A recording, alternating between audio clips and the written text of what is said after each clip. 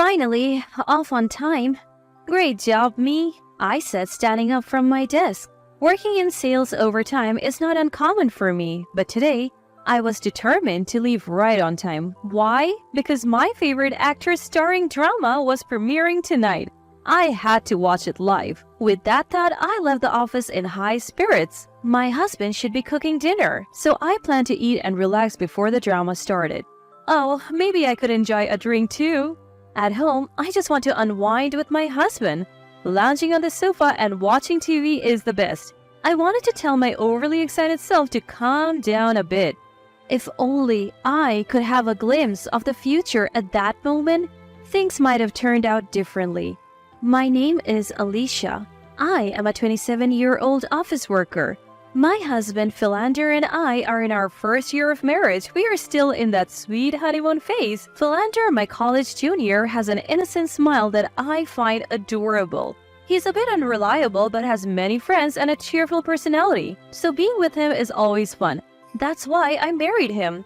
I'm home, I said, returning with some drinks. The smell of fried chicken wafted all the way to the entrance. Hungry, I entered the living room only to face a reality I couldn't accept. Welcome back, Philander said, smiling innocently, but that wasn't the issue. Who are you? I couldn't take my eyes off the man in the aloha shirt sitting there. I had passed a straw hat at the entrance without noticing, too excited about the drama. He nodded at me while eating fried chicken, and I instinctively nodded back. No, wait, that's not it. Who? Then Philander turns to me and says nonchalantly, my friend, we just happened to meet at the station. What? Invite a friend you just happened to meet at the station to our house out of the blue? Without even telling me? My mood takes a nosedive at this point. Philander seems to have lived alone since his student days, leading a rather carefree life. He has many friends, so he often stayed at their houses or invited them over. Even after marriage, this kind of things happens frequently. Moreover, most of these people are strangers to me. Sometimes there are even girls among them. I take Philander to another room and confront him. What's going on? You know you should tell me in advance if you're inviting someone over. But I just happened to meet them, so I couldn't tell you in advance. Then don't invite friends you just happened to meet to our house, understand? I feel like I'm lecturing a grade school child. I had a lot to talk about since I haven't seen them in a while, so I brought them here. Then go out for drinks or something. But it was my turn to make dinner. Is he serious? No. Is he really serious? Sometimes I just don't understand Philander's way of thinking. You could say he's earnest or inflexible, something like that. As this is going on, it's almost time for our favorite TV show. I sigh and decide to retreat to my room. Give me some dinner. With that, Philander scratches his head and says, I ate it all. I couldn't find his childlike gesture endearing, and I raised my voice without thinking. If you eat it all, it's pointless. Oh, I'm hungry. This happens at least once a month. I'm getting tired of getting angry every time. Did we rush into marriage? The next day, Philander comes home and we talk. I tell him I don't want strangers in our house, that I have said it many times, and if it continues, I'll consider divorce. Divorce? Philander is visibly shaken. It's only natural. I've told you many times. Also, please put in this month's living expenses soon. And you often invite friends but don't charge them for food, right? You should cover that cost, Philander. I'll cook, but I won't clean up. Don't make me say the same thing over and over. Then Philander nods sullenly. Will he understand now? Surely peaceful times will come now. A month later, when I come home from work and enter the entrance, I see unfamiliar bags and hats. No way. I rush to open the living room door and there are strangers again. Welcome back. Philander greets me with an unapologetic smile. My anger explodes. What's going on here? Everyone is taken aback and the atmosphere becomes tense. But I don't care. I have told you to stop this. Philander and his two friends visibly flinch. As I approach Philander, his friends quickly leave. I told you last time, right? You didn't forget what I said, did you? I said if it happens again, we're getting a divorce. Philander tries to calm me down, but I can't take it anymore. Don't you understand how it feels to come home from work and finally relax? I can't relax with strangers around, can I? They might be your friends, Philander, but they're strangers to me. I don't even know them. Why don't you understand? Then Philander starts making excuses. But Alicia, I thought it would be fun to have a lively house, and since I was on dinner duty, I thought it would be okay. Unable to control my anger, I smile. Understood. With that, I retreat to my room. The next day, I leave for work and head to the government office. Naturally, I'm going to get divorce papers. I fill in my name on the spot and head home. I wake up the sleeping Philander and thrust the divorce papers at him. What? What's this? Divorce papers? Huh? Philander is in a panic, but I have no sympathy left for him. I'm calling the movers to take my stuff. With that, I contact the moving company I booked yesterday, and they're ready to come right away. Wait a minute, what's going on? What's happening? Not understanding the situation, Philander continues to panic. I tell him, let's get a divorce. Despite saying that, he keeps asking why and how, and I couldn't take it anymore. I told you if it happened again, we would get a divorce. I have expressed my feelings, haven't I? How many times do I have to say it? I can't go on with you. Let's get a divorce. After saying it once more, Philander finally seems to understand and his face turns pale. He apologizes repeatedly, trying to gain forgiveness. I'm sorry, really sorry. Please reconsider. How can I live without Alicia? As this is going on, the movers arrive. I brush off Philander and welcome the movers with a smile. Furniture, appliances, my belongings. Philander watches in shock as they're carried out one by one. All of them were bought with my savings from when I was single. Some were even things I used when I lived alone. Speaking of which, there's also the expensive table and sofa that he said he would pick out for me because my room wasn't stylish before we got married. But since I bought them with my money, I'll take them.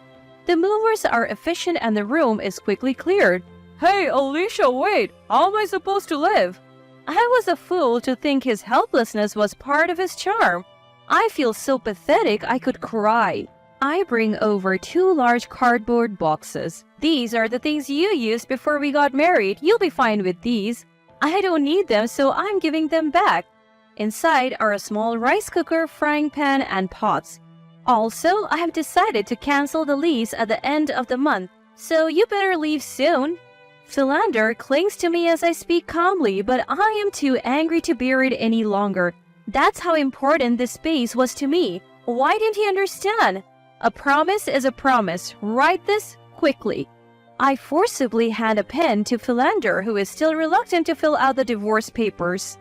I told you clearly, if it happened again, we would divorce. It's no joke. I have told you to stop so many times. Besides, this condominium is in my name. You moved into the place where I lived when I was single, Philander. Yet, why do you keep doing whatever you want? Finally realizing I was serious, Philander reluctantly began to fill out the divorce papers. You said you would work hard to get promoted quickly when we got married, but in the end, it seems like people at work say you can't do your job. Thanks to that, you have a low salary, no prospects for promotion, you don't even contribute to living expenses. I should have chosen a more reliable man. As I sighed, Philander looked frustrated. I never thought we would divorce over something so trivial. It was a short marriage. I can't live with someone who can't think of others. I snatched the divorce papers and left the house. I decided to live in the company dormitory for a while and take my time looking for a condominium. At least for now, I can have my own space. But that peaceful life was soon shattered. A week later, while relaxing in my dormitory, my mobile phone rang. It was Philander. I answered the phone, annoyed, and he said he wanted to talk and asked me to meet him. Honestly, I thought it was a hassle, but it would be more troublesome if he kept bothering me. I agreed and headed to the condominium we hadn't yet canceled. When I arrived at the entrance, Philander greeted me. As I entered the living room, Philander's mother was there. Why? My eyes widened as mother-in-law suddenly started accusing me. Alicia, what's this about suddenly wanting a divorce? How is this child supposed to live on his own? Mother-in-law adored Philander and always meddled in our affairs. I told her everything. I heard from Philander. But what's wrong with that? Isn't it good to have many friends? It's fun every day. No, it's not fun. To me, they're strangers. And why is his mother showing up now? My irritation grew. It's so pitiful that Philander is being divorced over something like this. Mother-in-law looked like she was about to cry, whether genuinely or not. Oh really? So I am not pitiful? I almost said those words but swallowed them. It's pitiful for my son to be divorced. I should have married him to a younger girl. I reached my limit at that point. After all, she's a stranger to me now. I don't need to hold back. Yes, marrying a younger girl and getting financial help from parents to support the marriage would be something new. Or maybe you're looking for a high-earning young girl. Living in a cheap apartment with low salaries might work too. It fits your lifestyle. When I said that, both mother-in-law and Philander stared at me shocked. From the beginning, Philander wanted to live in a nice condominium, wanted stylish furnitures, and had desires he couldn't fulfill with his earnings. So I contributed more to living expenses. I thought it was okay since we were married, but inviting various friends into our space without any consultation is beyond common sense, don't you think? I glared and mother-in-law looked away. Having many friends and having fun? Do you really think so? If you do, shall I bring my friends to your house and suddenly drop in? I'll visit suddenly when you're relaxing, mother-in-law. Mother-in-law shook her head, trembling. Then, you understand how I feel, right? You can't say such things because it's not your business. I turned to Philander. And Philander, remember when you said you didn't want me to invite my friends over because you didn't know them? You didn't come home all day that time, did you? I've always felt that way. Why don't you understand? I clearly remembered something I had almost forgotten. Philander looked guilty. So, why did you bring mother-in-law here? Did you think you could persuade me and live a wealthy life again? Finally, Philander spoke. But we said we'd be together forever when we got married. Wasn't it fun being with me? Is he a child? I was shocked and appalled by his unexpected words. You can't live a married life based on whether it's fun or not, right? I felt a strange calmness. Having moved beyond anger, I sighed heavily.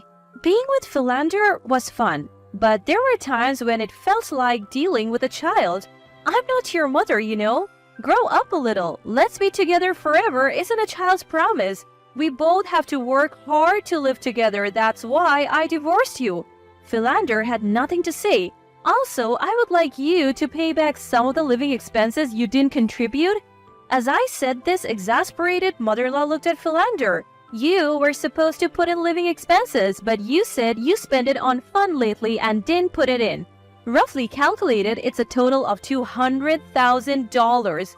A grown man who works and can't even put in that much is pathetic, isn't it? Suddenly, mother-in-law became hysterical. Philander, you're a good-for-nothing who can't even pay living expenses, just like your father. I remembered Philander telling me that his father earned little and his mother had always worked. Is it genetic? Is it really genetic? Pay that money back promptly. Come back home for now. Suddenly, mother-in-law switched from Philander's side to mine. Well, that's how it is, so don't contact me anymore. There was nothing left to say. I looked around the room, almost empty of belongings, and sighed again. Goodbye. It was completely over for me. As I left the room without looking back, I heard Philander's voice from behind. Sorry. Thank you for everything. I felt refreshed as I left the familiar condominium. I failed in marriage, but now I can move forward. Later, Philander transferred the $200,000 he hadn't put in for living expenses. Apparently, mother-in-law is passionate about re-educating him, and he has changed jobs to a company near his parents' home, living under mother-in-law's financial management. I feel so relieved. Now, let's work hard today.